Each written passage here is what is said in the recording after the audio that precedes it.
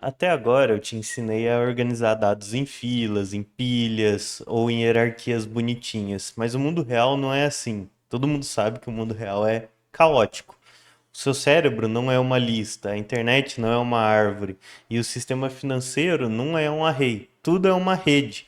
O grafo é a estrutura de dados final porque ela é a única capaz de representar relacionamentos arbitrários.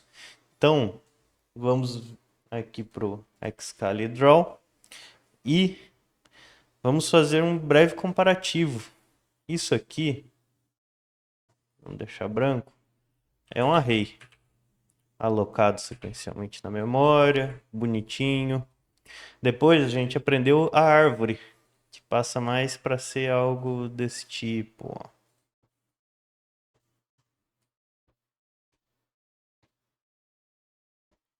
E agora a gente está vendo sobre o grafo. O grafo ele é parecido com a árvore, ele é bem parecido com a árvore, só que tem uma principal diferença. Não tem regra. Então não existe pai, não existe raiz, não existe filho. O grafo, falei gráfico, ele é bem caótico. Então, bom, esse aqui pode se ligar aqui, esse se liga nesse, que se liga nesse aqui de baixo, e esse de baixo liga lá em cima. Isso é um grafo. Então, no grafo, a única regra que existe é quem conhece quem. Esse aqui conhece esse aqui, que conhece esse aqui, que conhece esse aqui, que conhece esse aqui, e bom, por aí vai.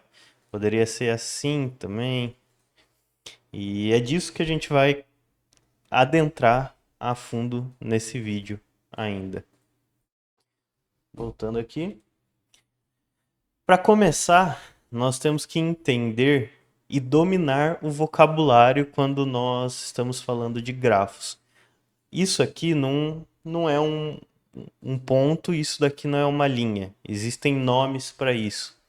É, o, o ponto, que não é um ponto, são vértices ou nodes. São as entidades, por exemplo, uma conta bancária, uma pessoa, uma cidade, um servidor. As linhas, que aqui eu representei com setas, era melhor ter feito com linhas, são as arestas, ou edges. Elas são os relacionamentos, uma transferência de dinheiro, uma solicitação de amizade, uma estrada, uma rua, um cabo de fibra ótica. Essas são as arestas. E tem outro conceito importante que são o grau, ou degree, que, bom, o grau de um vértice é quantas conexões ele tem. Então, por exemplo, se você é um influenciador no Instagram, o seu grafo tem vários milhões de vértices. Agora, se você é uma conta anônima, ou um usuário fantasma, você tem grau zero. Então, o grau é basicamente o número de conexões. E, bom, sabendo disso, nós temos que definir outras coisas. Nem todas as conexões são iguais. E é aqui que você começa a modelar o sistema. Existem conexões direcionadas e não direcionadas. Por exemplo, no Facebook, se nós somos amigos, a conexão é mútua. É uma via de mão dupla. Então, é uma conexão não direcionada. Agora, no Twitter ou aqui no YouTube, se você me segue, mas eu não te sigo, é uma seta direcionada. Em grafos direcionados, temos o grau de entrada e o grau de saída. Agora, temos também os pesos. Então, bom, aqui a gente já viu esse conceito de não direcionado e direcionado. E agora falando dos conceitos dos pesos. O conceito do peso é a base do GPS. Uma conexão entre, sei lá, São Paulo e Alfenas. São Paulo é a cidade que eu tô agora, Alfenas onde eu fiz minha faculdade. Não é apenas um sim, ela é um custo. Por exemplo, 300 quilômetros ou 4 horas de viagem. Esse número que colocamos na aresta, nós chamamos de peso. Então, por exemplo, voltando aqui no Excalidraw, Vamos supor que isso daqui seja São Paulo e isso aqui é Alfenas. Nós sabemos que essa aresta vai ter um peso. E é dessa forma que o GPS vai calcular o melhor caminho para a gente seguir. E a gente vai falar mais disso depois. Então, bom, deixa eu exemplificar isso melhor. Vamos supor que a gente queira passar por Campinas ou por outra cidade. E aí, para ir para Campinas. Eita, meu Deus, apareceu uma atualização de alguma coisa aqui. Para ir para Campinas, tô só chutando valores. É 2 horas para ir até Campinas e mais 3 horas para ir para Alfenas. Então, é um caminho menos eficiente. E é assim que o GPS vai calcular a sua rota. E por último, temos o conceito que nós chamamos de ciclos e DAGs.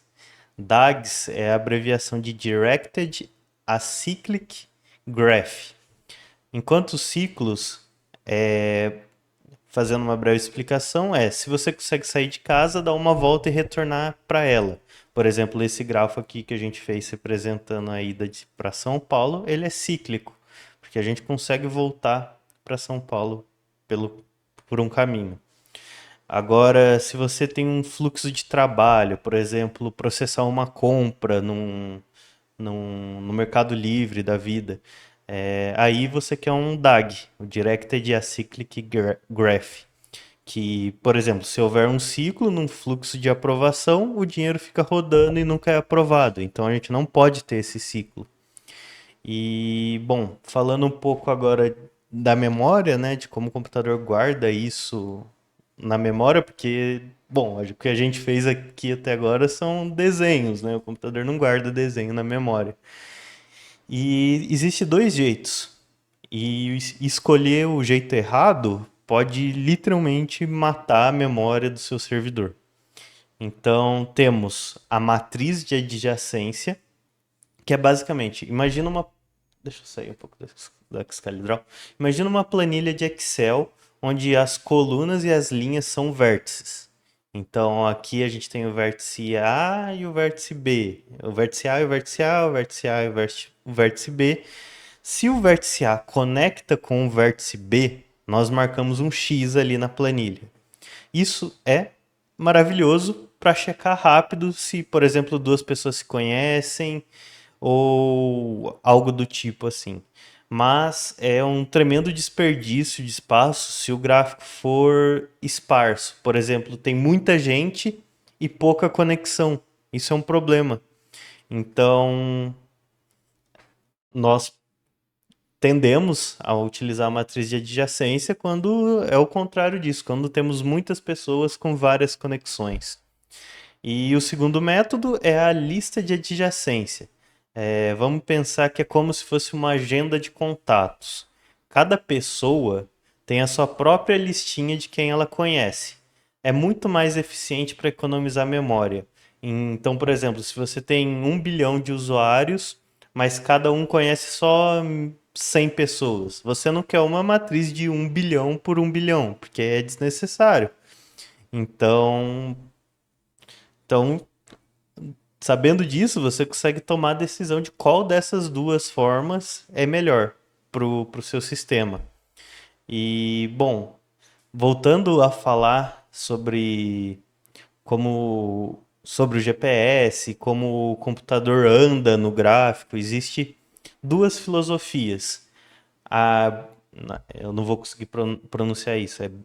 A sigla é BFS, Brief First Breadth First Search, desculpa, desculpa a pronúncia, que é busca por camadas. E é basicamente, imagina que você joga uma pedra num lago. A onda se espalha em círculos perfeitos. A BFS visita primeiro todos os vizinhos e depois os vizinhos dos vizinhos. E, bom, esse é o segredo para achar o caminho mais curto. E é isso que o GPS faz. Então, e o outro método que existe de navegação é o DFS, que é Deep First Search, que é o explorador solitário. Basicamente é a lógica de um labirinto. Você escolhe um caminho e vai nele até o fim, até bater num beco sem saída. Só aí você volta e tenta outro. Isso é excelente para detectar ciclos ou resolver puzzles. E, e bom, e por que que e por que que isso é importante para o seu futuro? Para que saber sobre gráficos, sobre DFS, BFS? Porque, bom, tudo que a gente tem em volta são grafos. E os grafos são, por exemplo, o motor da economia moderna.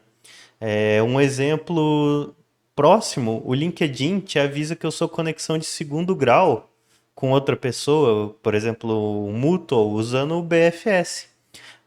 As redes sociais usam um algoritmo de recomendação que analisa seus interesses com um grafo de afinidade.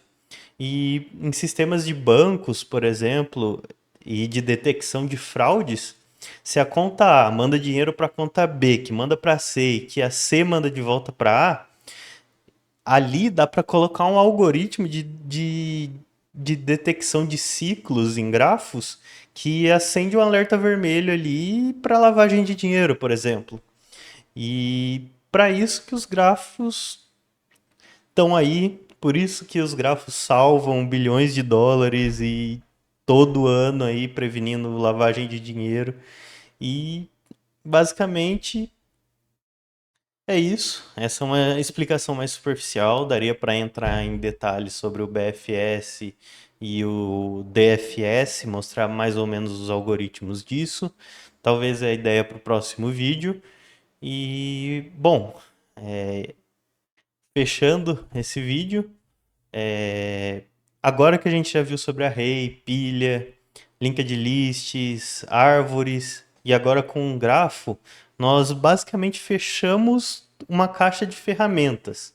Então, sabendo todas essas estruturas de dados, e não necessariamente sobre decorar código. O código, ainda mais hoje em dia com IA, acaba sendo a parte menos importante.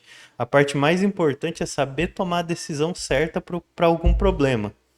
E, e exatamente saber escolher também a ferramenta certa para aquela decisão que você tomou. E é por isso que saber sobre essas estruturas e o que tem por trás delas é tão importante. Então, se você chegou até aqui, parabéns. Não sei se você gostou dos vídeos e espero ter agregado nessa sua caixa de ferramentas para te ajudar a tomar melhores decisões aí do que usar no seu código. E é isso. Parabéns. Acredito que o próximo vídeo seja sobre BFS e DFS. E eu também gostaria de fazer vídeos sobre agora algoritmos, né? De Dijkstra, por exemplo. E bom, vamos vendo. É isso. Obrigado para quem assistiu até aqui. Novamente, esses vídeos fazem parte de um projeto de extensão da Universidade Federal de Alfenas. Então, se você está gostando, deixa o like, se inscreve no canal e até mais, pessoal.